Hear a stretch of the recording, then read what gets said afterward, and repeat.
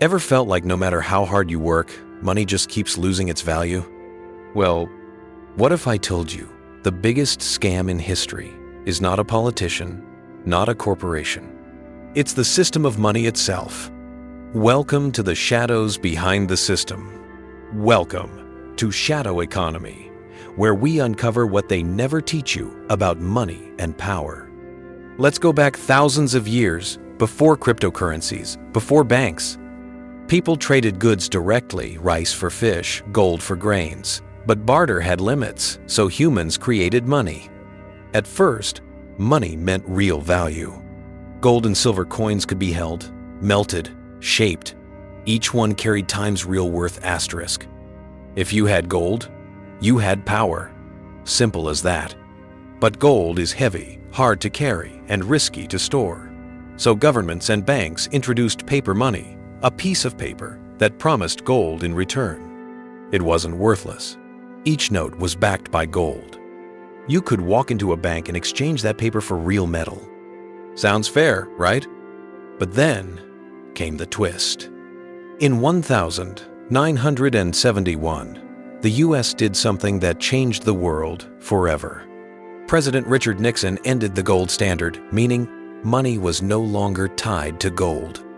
From that day, paper money turned into what we call fiat money. Fiat simply means because the government says so. Now, your currency has value not because it represents gold or silver, but because the government declares it does.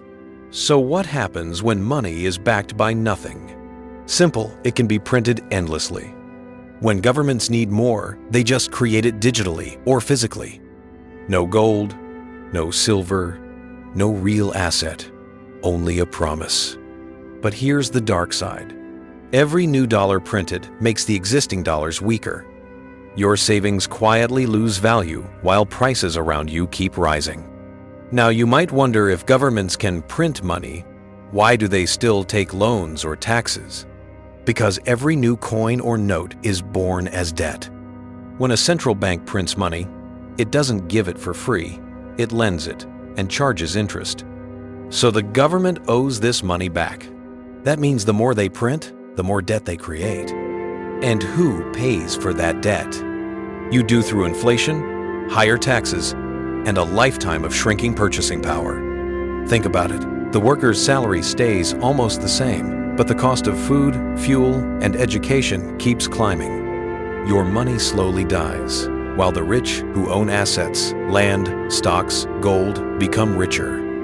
The real scam isn't in some secret vault. It's right here in the invisible system that transfers wealth upward while pretending to serve everyone. Now some people are turning to digital assets like crypto or gold again, trying to protect their value from endless printing. Others are investing in skills and knowledge because the only currency the system can't inflate is your brain. So next time you hold a piece of paper note in your hand, remember, it's not backed by gold anymore. It's backed by belief. And belief can vanish faster than you think.